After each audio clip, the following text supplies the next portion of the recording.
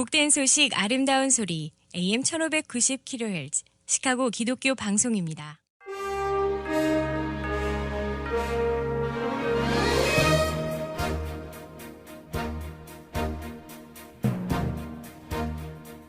청취자 여러분 안녕하십니까? 4월 13일 목요일 KCBS 헤드라인 뉴스입니다. 국제인권연맹과 한국의 북한인권정보센터가 중국이 자국 내 탈북 여성들 인권 개선에 나설 것을 촉구했습니다. 뉴욕에서 가장 그림 같은 예배당 중 하나로 묘사되었던 유서 깊은 맨하튼 건물인 뉴처치는 세르비아 정부의 1,500만 달러에 매각됐습니다. 미국 내 복음주의자에 대한 부정적인 인식이 늘고 있는 것으로 조사됐습니다. 퓨 리서치 센터가 발표한 보고서에 따르면 복음주의 기독교인들을 개인적으로 아는 대부분의 미국인들은 그들에 대해 오히려 부정적인 반응을 가지고 있는 것으로 조사됐습니다. 북한이 지난 13일 탄도미사일을 동해상으로 발사했다고 합동참모본부가 밝혔습니다. 오데호 인근의 소도시 한 종이 공장에서 100명에 달하는 직원이 곰팡이균에 감염되는 드문 사례가 발생해 보건당국이 조사에 들어갔습니다. 민주당이 차기 대선 후보 지명을 위한 2024 전당대회를 대표적인 민주당 터파신 시카고에서 개최하기로 했습니다. 이상 이 시각 KCBS 헤드라인 뉴스입니다. 첫 소식입니다. 국제인권연맹과 한국의 북한인권정보센터가 중국이 자국 내 탈북 여성들 인권 개선에 나설 것을 촉구했습니다.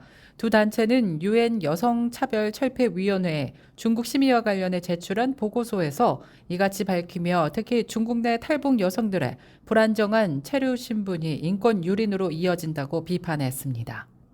이들 단체는 북한에서 중국으로 도피한 북한 여성들은 법적 신분이 없어 인신매매와 강제 결혼에 특히 취약하다면서 서류가 없으면 북한으로 송환될 위험이 있기 때문에 인권 침해를 신고하거나 보호를 요청할 수 없다고 밝혔습니다. 그러면서 특히 북한과 인접한 중국 동북 삼성에서 북한 여성을 중국 남성에게 제공하는 인신매매 조직이 확대됐다고 우려했습니다. 유엔 여성차별철폐위원회는 다음 달 8일부터 26일까지 제85차 회의를 열고 중국과 독일, 베네수엘라 등 8개 나라 정부가 제출한 이행 보고서를 심의하는 것으로 조사됐습니다. 미국 내 복음주의자에 대한 부정적인 인식이 늘고 있는 것으로 조사됐습니다. 퓨 리서치 센터가 발표한 보고서에 따르면 복음주의 기독교인들을 개인적으로 아는 대부분의 미국인들은 그들에 대해 오히려 부정적인 반응을 가지고 있는 것으로 조사됐습니다. 보고서는 미국인의 27%가 복음주의에 대해 부정적인 견해를 밝혔고 개신교에 대해서는 부정적인 견해를 가진 사람은 10%, 카톨릭의 부정적인 견해를 가진 사람은 18%였다고 전했습니다. 많은 이들이 복음주의자들에게 호의적인 접근을 하고 있는 것으로 보이지만 그렇게 보이는 이유는 대부분 인구의 4분의 1을 차지하는 미국 복음주의자들 스스로의 긍정적인 감정 때문으로 풀이되고 있습니다. 지난 한 해 동안의 다른 조사들은 미국인들의 특정 복음주의 교파와 전통에 대해서는 부정적인 인식을 가지고 있다는 것을 지적했습니다.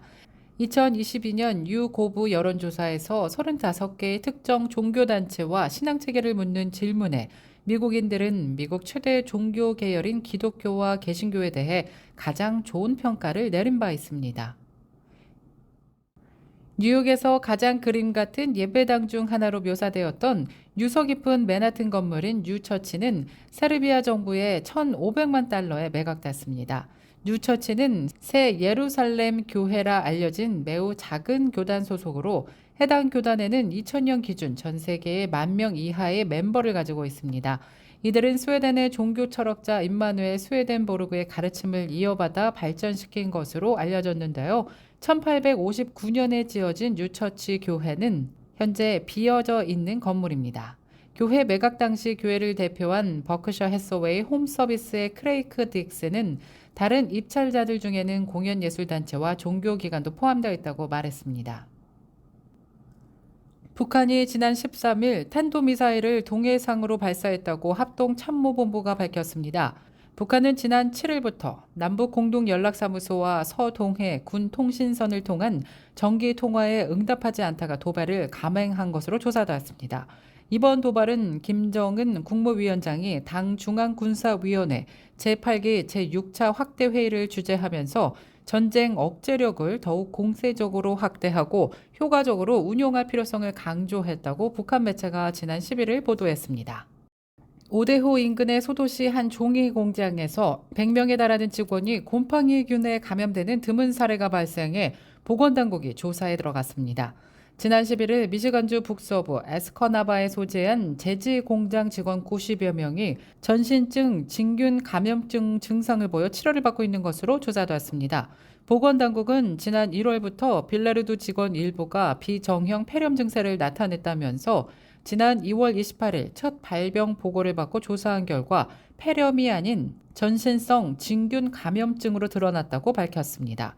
이어 지난 7일까지 최소 19명이 확진 판정을 받았고 74명은 검사 결과를 기다리고 있다면서 이 가운데 일부는 입원 치료를 받고 있다고 전했습니다. 연방질병통제센터 CDC는 습습한 흙이나 썩은 나무, 잎새 등 자연 상태에 사는 곰팡이가 주 원인균이라고 전했습니다.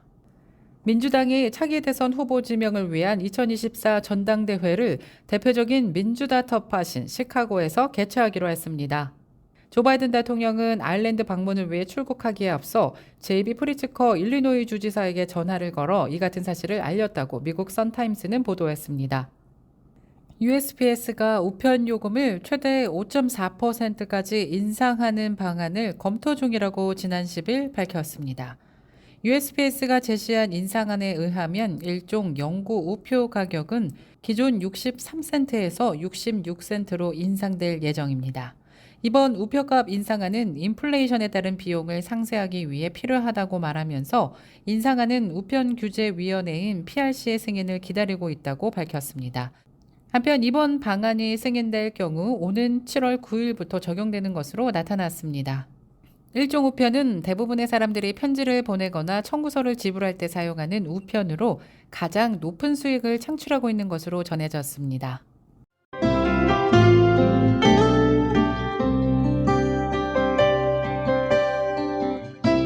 끝으로 날씨입니다. 목요일 오늘은 하루 종일 맑고 화창한 날씨 이어지겠습니다. 낮 최고 기온 77도, 밤 최저 기온 54도 예상됩니다.